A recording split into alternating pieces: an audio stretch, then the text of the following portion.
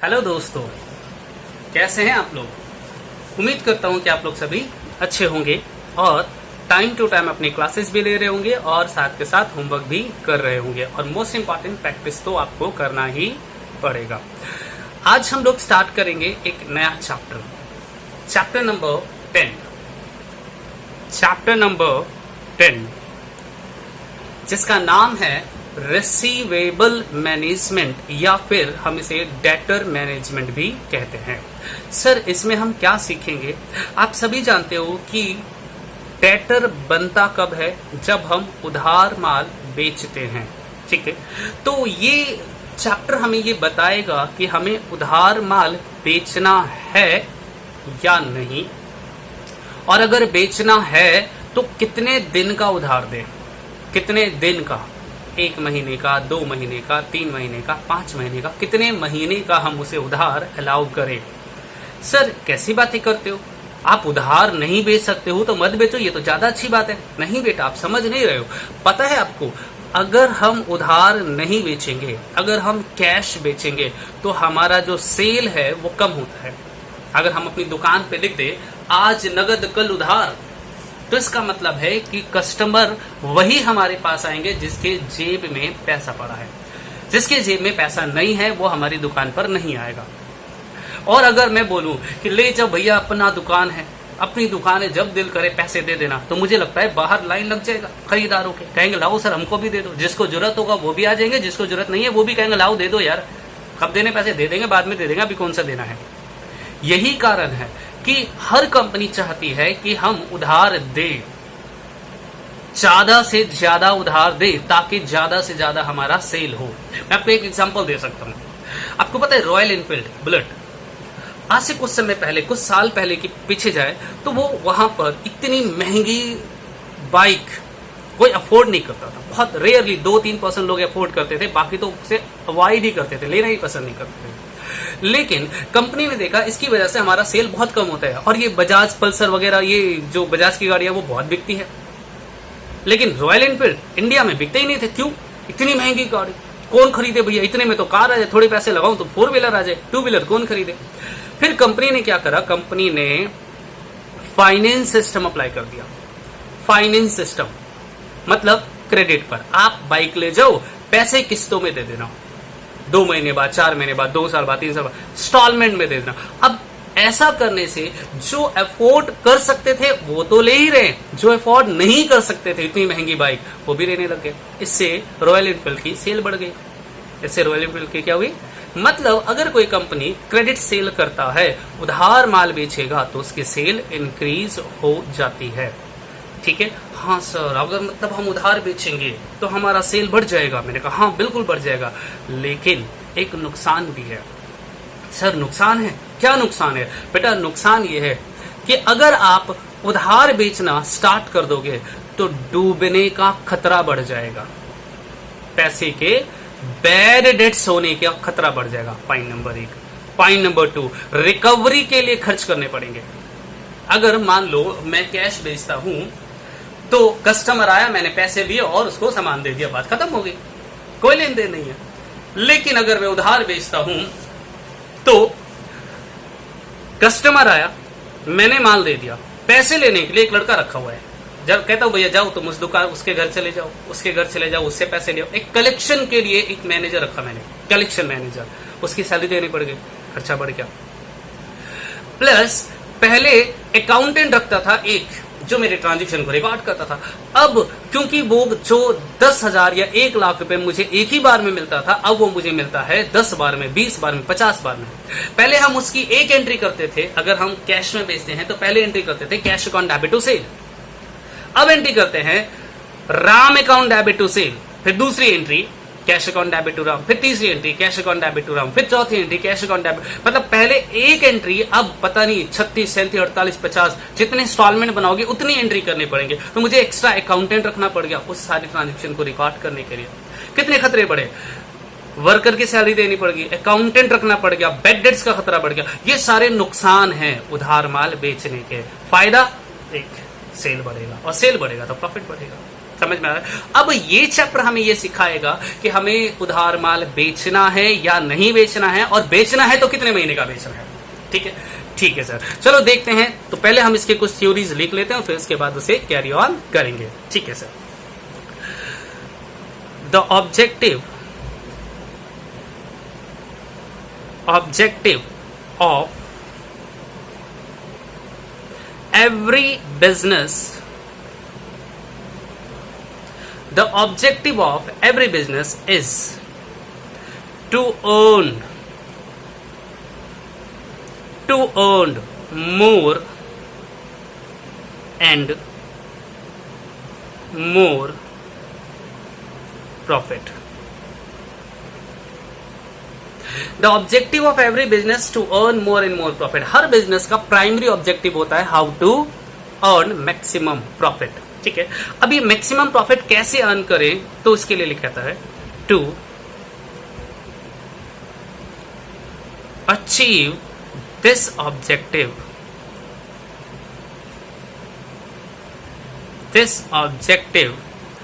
And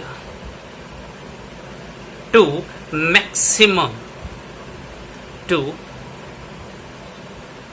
maximum sale।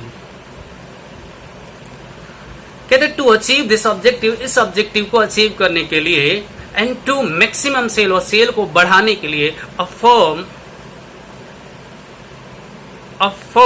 में resort credit sale. क्या लिखा पढ़िए, मैंने कहा था the objective of every business, हर बिजनेस का प्राइमरी ऑब्जेक्टिव होता है कि वो ज्यादा से ज्यादा प्रॉफिट कमाए, और इस ऑब्जेक्टिव को प्राप्त करने के लिए, मतलब प्रॉफिट कमाने के लिए, वो सेल को बढ़ाने के लिए वो क्रेडिट सेल करती है, बिजनेस क्रेडिट सेल करती है। और the credit sale, this credit sale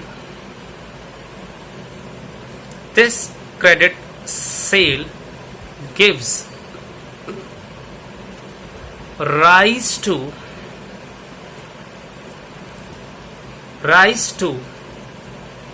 receivable या debtor.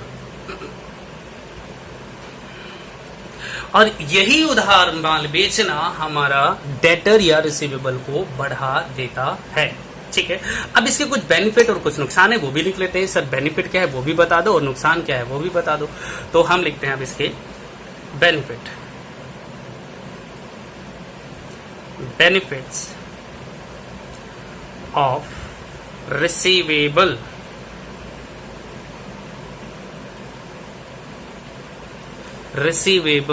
Management.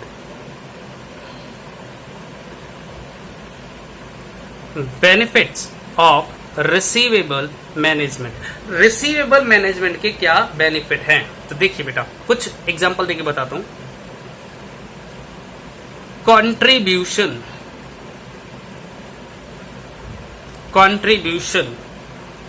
On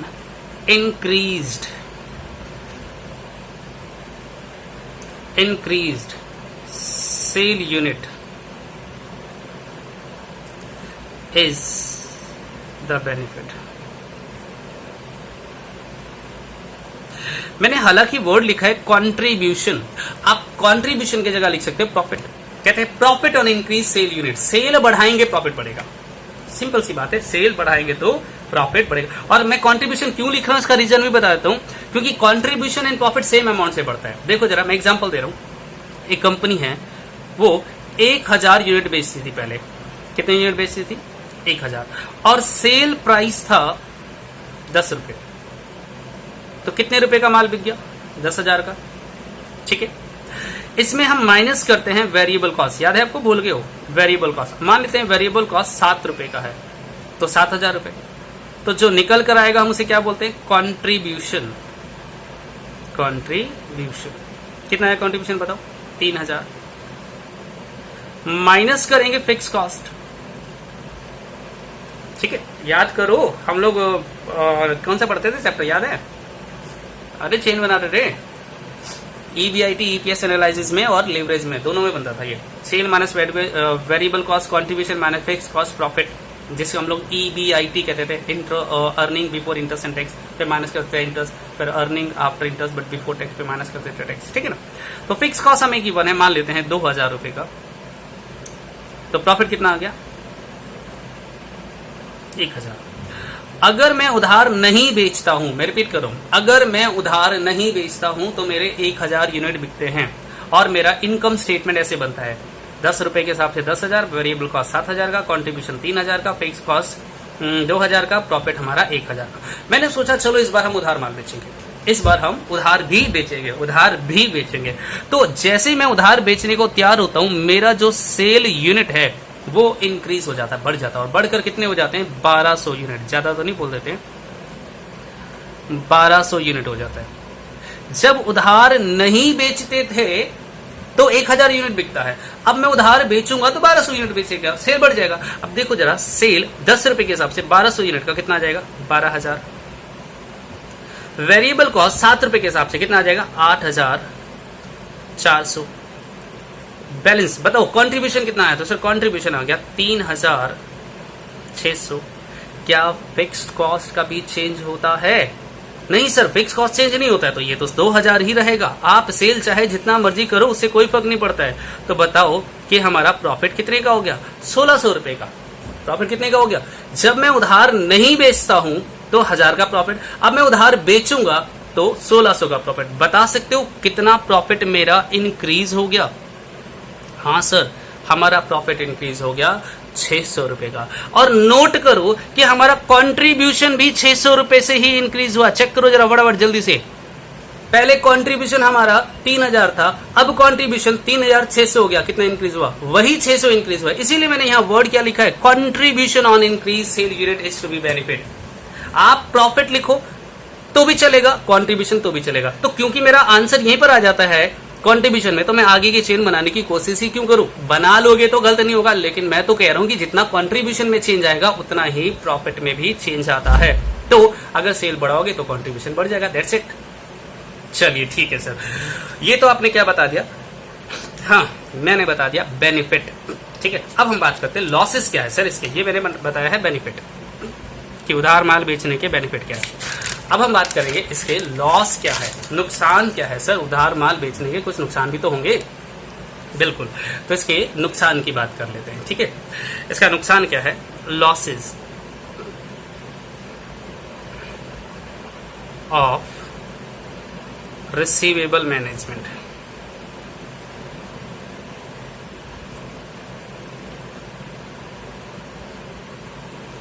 losses of receivable management. अगर हम उधार माल बेचते हैं तो उसके नुकसान क्या है? इसके ढेर सारे नुकसान है। पहला, cost of fund block. Cost of fund block in debtor. अगर आपकी थोड़ी बहुत अंग्रेजी ठीक होगा तो आप इसे पहचान लोगे। क्या लिखा है मैंने?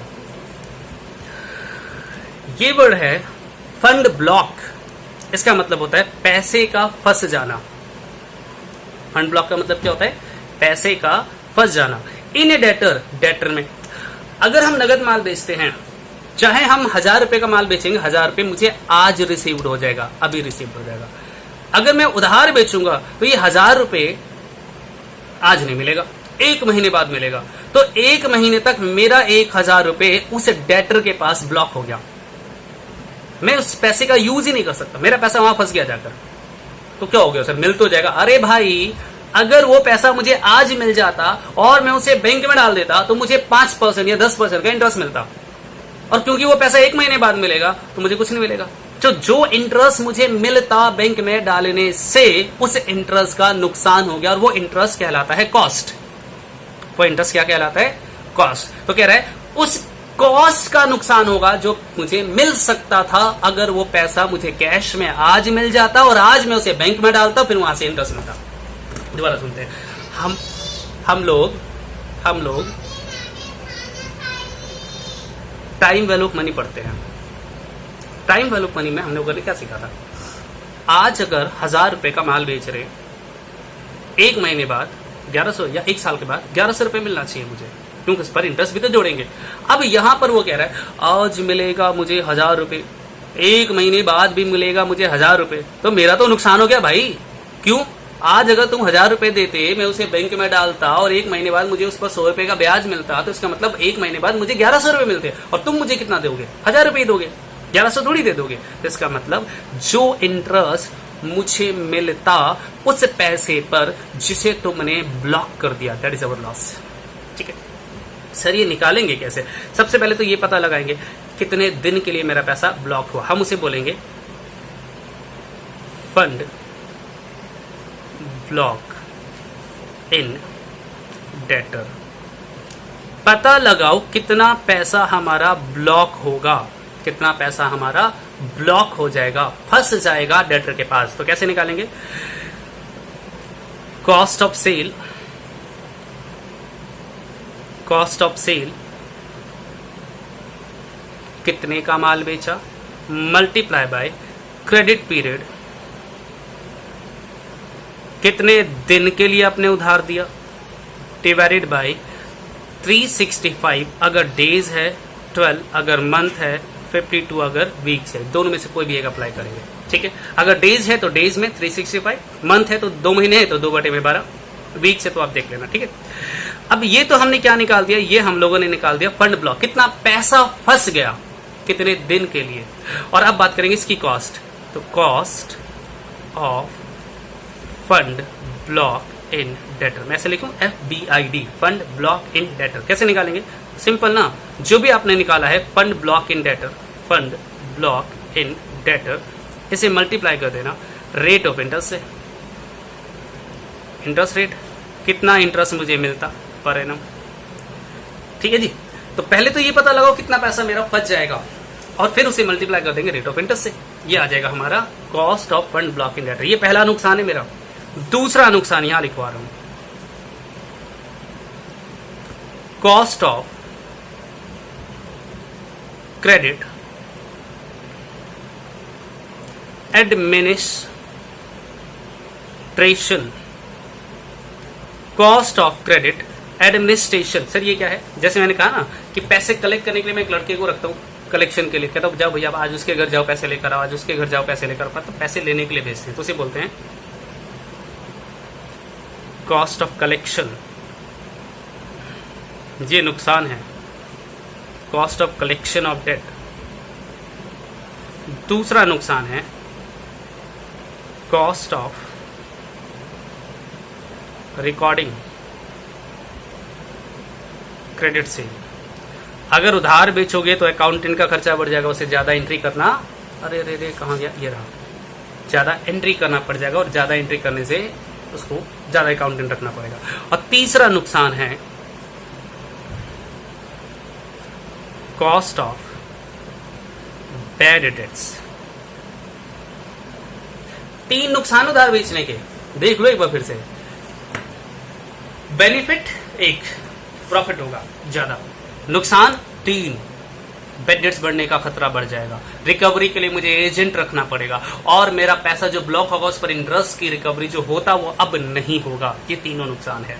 अब डिसाइड करो, आप अकाउंटेंट हो, बताओ उधार माल बेचूं या ना बेचूं। तो हम क्या करेंगे, इन दोनों को कंपेयर करेंगे। बेनिफिट क्या है, प्रॉफिट, लॉसेस क्या है, इन दोनों को चेक करो। अगर बेनिफिट ज्यादा और लॉस कम तो कहेंगे उधार दो भैया, दबा के दो। अगर मान लो प्रॉफिट होता है उधार बेचने से 5 रुपए का और लॉस होता है 3 रुपए का, तो ओवरऑल 2 रुपए का फायदा ही है ना यार, दे दो उधार, क्या दिक्कत है। और अगर मान लो प्रॉफिट होता है 5 रुपए का और लॉस हो जाता है 6 रुपए का, तो हम क्या बोलेंगे, बंद करो, नगद बेच ले, ज्यादा बढ़िया। उधार बेचने से तो पूंजी डूब जाएगा तुम्हारा। ओके, तो इस चैप्टर में हम यही पढ़ने वाले हैं कि हमें उधार माल बेचना चाहिए या नहीं बेचना चाहिए, और ये कैसे पता लगाएंगे, इन दोनों को कंपेयर करेंगे, बेनिफिट को और लॉसेस को। अगर दोनों में से बेनिफिट ज्यादा हुआ तो क्रेडिट उधार देंगे, और लॉस ज्यादा हुआ तो क्रेडिट उधार नहीं देंगे। ठीक है, ठीक है सर, इतनी बात तो समझ आता है। क्या कोई सवाल भी है आपके पास करवाने लायक? हाँ बेटा, मेरे पास एक छोटा सा सवाल है, अगर आपका हो तो मैं उसे करवा दूं। ठीक है सर, आप कह रहे हो तो करवा दो। ये रहा मेरा पहला सवाल, असाइनमेंट का भी मेरा ये पहला सवाल यही है। लिखा है the company has prepared the following projection for a year. Company कुछ प्रोजेक्शन करती है, क्या क्या प्रोजेक्शन है देखो जरा। सेल गिवन है 21,000 unit, selling price per unit है 40 रुपए का, वेरिएबल कॉस्ट पर यूनिट है 25 रुपए का, फिक्स कॉस्ट पर एनम है, फिक्स कॉस्ट 2,10,000 रुपए का, क्रेडिट पीरियड अलाउड 1 मंथ, उधार हम अभी माल बेचते हैं 1 महीने के लिए। The company propose to increase the credit period, company चाहती है कि हमें क्रेडिट पीरियड बढ़ा देना चाहिए, उधार अभी हम 1 महीने का देते हैं, हम क्या करते हैं allowed to its customer from 1 month to 2 month, अभी हम 1 महीने का उधार देते हैं, आप चाहते हैं कि उसे 2 महीने का कर दे, उधार बढ़ा दे। It is estimated या avenged that the change in the policy as above will increase the sale by 8%। अगर मैं उधार 2 महीने का देना स्टार्ट कर दूं तो मेरा जो सेल है वो 8% से क्या हो जाएगा, बढ़ जाएगा। The company desire a return of 25% और कंपनी को इंटरेस्ट देना है 25% on its investment. You are required to examine and advise whether the proposed credit policy should be implemented और नॉट। तो बताओ 1 महीने को बढ़ाकर 2 महीने करना मेरे लिए बेनिफिट है या नहीं है, क्या मैं 2 महीने का उधार दे सकता हूं या नहीं दे सकता हूं। तो उसके लिए तो 2 कॉलम बनाएंगे हम। क्वेश्चन नंबर 1, पहला कॉलम बनाएंगे प्रेजेंट पॉलिसी 1 महीने का। बस एक बात का ध्यान रखना, अगर हमारा सरप्लस पहले 1 महीने में जो था अगर उससे ज्यादा होगा तो हम एक्सेप्ट करेंगे, नहीं तो नहीं करेंगे। सबसे पहले तो मुझे बताओ, अच्छा 1 महीने में सेल, ये प्रेजेंट पॉलिसी ले रहा हूं, सेल प्राइस कितना था 40 रुपए एट द रेट ऑफ 40 रुपए। अच्छा आपको पता है 1 महीने जब उधार देते हैं यूनिट कितने बिकते हैं, 21,000 यूनिट बिकते हैं, 21,000। तो 1 महीने का सेल कितना हो जाएगा, तो सर 21,000 मल्टीप्लाई बाय 40, ये आ जाएगा 8,40,000। अभी हम 8,40,000 रुपए का माल बेचते हैं, अभी बेचते हैं, करंट प्रेजेंट पॉलिसी ये है, minus variable cost at the rate of 25 रुपए। तो 21,000 इंटू 25 रुपए, ये आ गया 5,25,000। माइनस कर दें अगर तो ये कहलाएगा कंट्रीब्यूशन। 8,40 माइनस 5,25,000, तो ये आ गया 3,15,000। मैं इसमें फिक्स कॉस्ट माइनस करके प्रॉफिट निकाल सकता हूं, बट मैं इसे यहां पे रोक रहा हूं। कंट्रीब्यूशन आ गया, प्रॉफिट और कंट्रीब्यूशन का सेम डिफरेंस होता है, इसलिए मैं यहीं पे रोक रहा हूं। अब दोबारा से बताओ मेरी वेरिएबल कॉस्ट कितनी है, तो सर ये रहा ना, वेरिएबल कॉस्ट है 5,25,000। फिक्स्ड कॉस्ट कितना है, तो फिक्स कॉस्ट हमें बताया था सवाल में 2,10,000। तो टोटल कॉस्ट कितना आ गया, 7,35,000। टोटल कॉस्ट कितना है, 7,35,000। मैं निकालना चाहता हूं फंड ब्लॉक इन डेटर, हमारा कितना पैसा फंस जाएगा डेटर के पास, तो 7,35,000, 7,35,000 क्रेडिट पीरियड है 1 महीने का, डिवाइडेड बाई 12। समझ आए मेरी बात। फंड ब्लॉक इन डेटर कैसे निकाल रहे थे, ये देखो, फंड ब्लॉक इन डेटर निकालते थे कॉस्ट, टोटल कॉस्ट, ठीक है, वेरिएबल और फिक्स दोनों को जोड़ के multiply by credit period divide by 12, हो गया फंड ब्लॉक इन डेटर। तो फंड ब्लॉक इन डेटर हमारे पास आया, करो ना solve, 7,35,000 divided by 12 multiply by 1, तो ये आ गया 61,250। ये फंड ब्लॉक हो गया।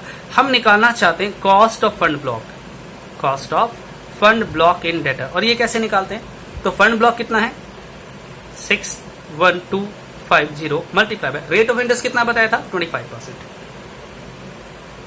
ये है ना हमारा रेट ऑफ इंटरेस्ट, तो मल्टीप्लाई बाय 25%, ये आ गया 153,112। ये है cost of fund block in debtor, this is called P.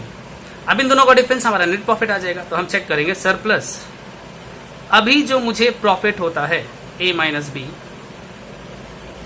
कितना, 3,15,000 माइनस 15,312, तो हमें अभी प्रॉफिट होता है 2,99,668 का। अभी जब हम उधार माल बेचते हैं तो हमें प्रॉफिट होता है 2,99,688 रुपए का। अब वो चाहता है, ये प्रेजेंट पॉलिसी है, अब वो चाहता है कि मैं इस सेल को, ये जो क्रेडिट पीरियड है इसे इंक्रीज कर दूं, कितने महीने कर दूं, 2 महीने। तो कैसे करेंगे 2 महीने, तो सर अगर 2 महीने का उधार दोगे तो वो कहता है हमारा सेल यूनिट 8% बढ़ जाएगा। सेल यूनिट, हमारा सेल यूनिट अभी कितना है 21,000, इसमें 8% जोड़ देते हैं, तो अब हमारा सेल यूनिट हो जाएगा 22,680। सेल यूनिट कितना होगा? 22,680। बाकी सारा प्रोसेस है। अब 22,680 यूनिट बिकेगा 40 रुपए के हिसाब से, तो कितना आ जाएगा बताओ? ये आ जाएगा 907270। वेरिएबल कॉस्ट बता दो, तो 22,680 मल्टीप्लाई बाय 25 रुपए का वेरिएबल कॉस्ट, 22,680 मल्टीप्लाई बाय 25 रुपए का वेरिएबल कॉस्ट 5,67,000। अगर मैं इनको माइनस कर दूं 907200, ये आ गया 3,40,200। ये क्या हमारा कंट्रीब्यूशन। ठीक है, वेरिएबल कॉस्ट कितना है सर? ऊपर से कॉपी कर लो, 5,67,000। फिक्स कॉस्ट में कोई बदलाव आएगा नहीं, 2,10,000। टोटल कॉस्ट हो गया, अरे कितना हुआ जोड़ो, 5,67,000 प्लस 2,10,000, ये आ गया 7,77,000। ठीक है, ये क्या निकाल दिया मैंने? Total cost. मुझे क्या निकालना है? Fund block in debtor. तो same total cost multiply by 1/12, तो ये आ गया 64,750। ये क्या निकाला मैंने? Fund block in debtor. अब इसका कॉस्ट निकालेंगे, कितने परसेंट है? 25%। ये आ गया 16,187.5 है, तो मैं 8 कर देता हूँ। ठीक है, डन। ठीक है सर, अब जरा चेक करो, ये बी हो गया। ए हमारा था 3,40,200, माइनस करेंगे बी हमारा कितना है? 16,188। तो ये सरप्लस आ रहा है 3,24,012। अब बताओ, अगर 1 महीने का हम उधार देते हैं, 1 महीने का, तो प्रॉफिट होता है मुझे 2,99,000 का। 2 महीने का उधार देंगे तो 3,24,000 का। प्रॉफिट बढ़ा या कम हो गया? बढ़ गया। तो हम क्या करेंगे? प्रपोजल को एक्सेप्ट। तो हम नीचे डिसीजन लिखेंगे।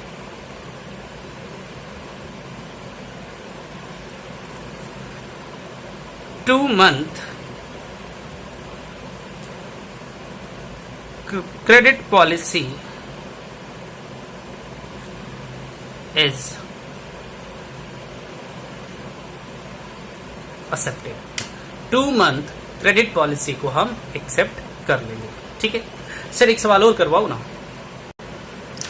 क्वेश्चन नंबर 2 पढ़िए क्या लिखा है। ABC and company is making sale of ₹16 lakh. ABC एक कंपनी है जो अभी राइट नाउ माल बेचती है 16 लाख रुपए का, and it extend a credit of 90 days.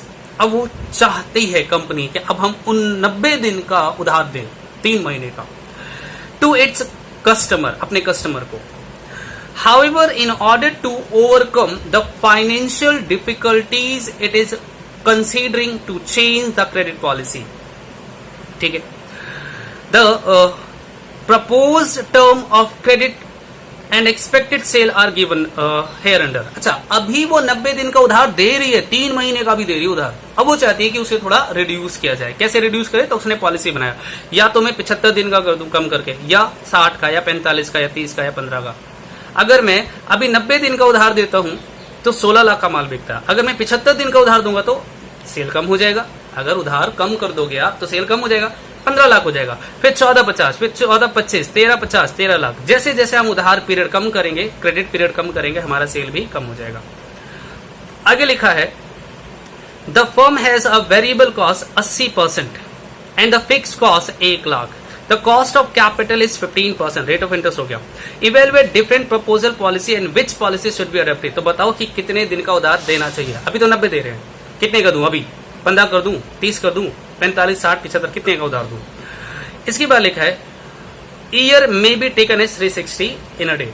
मतलब एक साल में इन अ ईयर 360 दिन होते हैं। ठीक है सर, मैं यहाँ पर कितने बनेंगे? एक प्रेजेंट का बनेगा और 5 ये, टोटल 6 कॉलम बनेंगे। तो मैंने पहले ही कॉलम बना दिया, देखो प्रेजेंट केस बना दिया, first, second, third, fourth, fifth. अब डेज लिखना चाहो तो एक और हम इस तरह से कॉलम ड्रॉ कर लेते हैं। यहां लिख देते हैं क्रेडिट पीरियड, क्रेडिट पीरियड अभी 90 दिन का है, मैं से कम करके 75 करूंगा, फिर 60 करूंगा, फिर 45 करूंगा, फिर 30 करूंगा, और फिर 15 करूंगा। चेक करूंगा जिसमें मेरा प्रॉफिट ज्यादा होगा वो एक्सेप्ट कर लेंगे। ठीक है ना? ठीक है सर। अच्छा बताइए, सबसे पहले सेल, तो 90 दिन में सेल था 16 लाख का, एक काम करें, पहले 90 दिन वाला कंप्लीट कर लेते फिर आगे बढ़ाएंगे। इसमें से हम माइनस करेंगे variable cost. Sir variable cost उसने बोला है 80%, किसका? सेल का, ऑब्वियस सी बात है 80%। तो 16 लाख का 80% होता है 12,80,000। 12,80,000। जैसे ही हम इसको माइनस करेंगे ये आ जाएगा कंट्रीब्यूशन, जिसे हम लोग ए बोल देते हैं, ठीक है। तो माइनस करेंगे 3,20,000, ये कंट्रीब्यूशन आ गया। लीजिए मैं पहले से होल्ड कर देता हूँ, यहाँ पे स्टॉप कर देता हूँ। फिर मैं लिखूंगा दोबारा से वेरिएबल कॉस्ट प्लस करेंगे फिक्स कॉस्ट, इसको टोटल करेंगे तो ये आ जाएगा। अच्छा मैं इसके नीचे डबल लाइन डाल देता हूँ क्योंकि ये टोटल नीचे काउंट नहीं होता है ना। ये आ जाएगा टोटल कॉस्ट, ठीक है। ठीक है सर, पहले वेरिएबल कॉस्ट लिख लेते हैं। वेरिएबल कॉस्ट है 12,80,000। फिक्स कॉस्ट मेरा सवाल खुद बता देता है 1 लाख का। टोटल कॉस्ट हो गया 13,80,000। टोटल कॉस्ट आ गया। अब हम निकालेंगे फंड ब्लॉक इन डेटर। कैसे निकालते हैं? Total cost multiply by credit period divided by 360। तो हम लिखेंगे 13,80,000 मल्टीप्लाई बाय 90 दिन डिवाइडेड बाय 360। ये आ गया 3,45,000। 3,45,000 फंड ब्लॉक इन डेटर। कैसे निकाला मैंने? Total cost multiply by credit period divided by 360। ये डेज में इसलिए 360। अब लिखेंगे cost of fund block in debtor. कितना कॉस्ट लगेगा? तो हम क्या बोलेंगे सर, जो भी हमारा total fund block in debtor है, fund block in debtor multiply कर देंगे रेट ऑफ इंटरेस्ट से। और रेट ऑफ इंटरेस्ट मुझे ऑलरेडी दे रखा है। कितना दे रखा था? कहाँ गया जी, कहाँ गया? 15%। तो हम 3,45,000 का 15% निकालेंगे। ये आएगा 51,750 cost of fund block in debtor. और इसी को हम लोग नाम देते हैं बी। अब इन दोनों का डिफरेंस चेक करेंगे और इसे बोलेंगे सरप्लस। तो ए माइनस बी, ए माइनस बी। ए हमारा कितना है? 3,20,000। 3,20,000 और बी हमारा है 51,750। तो ये बच जाएगा 2,68,250। 2,68,000 2,68,250। 2,68,250। एक बार दोबारा चेक कर लेना कैलकुलेशन में, अगर कोई दिक्कत हो तो बताना मुझे। ठीक है, ठीक है सर, यहां तक तो। अब जो सिचुएशन तुमने प्रेजेंट केस में करा है बिल्कुल सिमिलर सिचुएशन कहां करेंगे? बाकी केसेस में। सिर्फ क्या बदल जाएगा? सेल। सेल हमें सवाल खुद बता रहा है। आइए हम सेल वहां से कॉपी कर लेते हैं। 15 लाख, 14,50,000, 14,25,000, 13,50,000 और 13 लाख। ये सेल हमने कॉपी कर लिया सवाल से। बाकी चीजें हमें मालूम है। 80% निकालना है, चलिए निकाल ही लेते हैं। 15 लाख का 80% ये आया 12 लाख। माइनस करेंगे 3 लाख। वेरिएबल कॉस्ट ऊपर से कॉपी कर लो 12 लाख। फिक्स कॉस्ट हमें मालूम है 1 लाख। टोटल कॉस्ट हो गया 13 लाख। अब ये कैसे निकालेंगे? तो 13 लाख लेंगे हम लोग, मल्टीप्लाई बाय क्रेडिट पीरियड कितना है? 75। तो 75 डिवाइडेड बाय 360। ये आ जाएगा 270,833। इसका हम निकालेंगे 15%, मल्टीप्लाई बाय 15%। ये आ गया 40,625। माइनस कर लो जरा इसको। तो ये आ गया 3 लाख माइनस 40,625। ये आ गया हमारे पास 259,375। 259,375। इसी तरह से बी का भी निकालते हैं। बी का है 14,50,000 का 80%, मल्टीप्लाई बाय 80%। ये आ गया 11,60,000। माइनस कर देंगे अगर हम 14,50,000 में से 11,60,000 तो 2,90,000। वेरिएबल कॉस्ट कॉपी कर लेंगे, 11,60,000 है। फिक्स कॉस्ट कभी चेंज होता नहीं है। टोटल आ गया हमारे पास 12,60,000 का। 12,60,000 मल्टीप्लाई बाय क्रेडिट पीरियड हमारा कितना है? 60 दिन। 60 डिवाइडेड बाय 360। ये आ गया 2,10,000। 15% इसका इंटरेस्ट रेट है। ये आ गया 31,500। अब अगर हम 290 में से 31,500 माइनस कर दें तो ये आ जाएगा 2,58,500। इसी तरह से थर्ड, फोर्थ और फिफ्थ। ठीक है, आप एक होल्ड करो, मैं इसको करके दिखाता हूँ। लीजिए, मैंने कंप्लीट सवाल पूरा सॉल्व कराया। देखो सेम ट्रीटमेंट अप्लाई करा हर जगह। सेल गिवन था 80% निकाला, कंट्रीब्यूशन आ गया, वेरिएबल को यहाँ से कॉपी कर लिया हम लोगों ने, फिक्स कॉस्ट जोड़ दिया, उसमें टोटल कॉस्ट आ गया। Total cost multiply bye 45 divide by 360 multiply by 30 divide by 360 multiply by 15 divide by 360, हर जगह सेम। फिर जो भी अमाउंट आया उसका हम लोगों ने 15% निकाल दिया, इस अमाउंट का 15% निकाला हर जगह, और फिर ए में से बी माइनस कर दिया, ये आ गया। अब हमें ये डिसाइड करना है कि इनमें से कौन सा हमारे लिए बेटर ऑप्शन है। तो सिंपल, जहां पर सरप्लस ज्यादा प्रॉफिट दे रहा है, 268, 259 कम है, 258 कम है, 261 कम है, 255 कम है, 252। अरे सर मुझे तो लगता है 2,68,000 ही हर जगह से सबसे ज्यादा है। प्रेजेंट पॉलिसी हमारा सबसे अच्छा प्रेजेंट तो है, हम इसको बदलना चाहते हैं सर। अगर हम प्रेजेंट नहीं रखना चाहते, इनमें से कोई बताओ, फर्स्ट सेकंड हो तो इसमें देखो 259, 258, 261 ये ज्यादा है। सर मुझे लग रहा है थर्ड केस ज्यादा है। देखो ध्यान से, ये वाला मुझे लग रहा है पॉलिसी सबसे ज्यादा बेनिफिट है। प्रेजेंट को छोड़ दो, ये तो चल ही रहा था। हम बात करें अभी जो 5 पॉलिसी उसने बताया उनमें से कौन सा बेनिफिट है, तो हम बोलेंगे थर्ड केस। हम लिखेंगे डिसीजन, डिसीजन यहां decision credit period 45 days allow.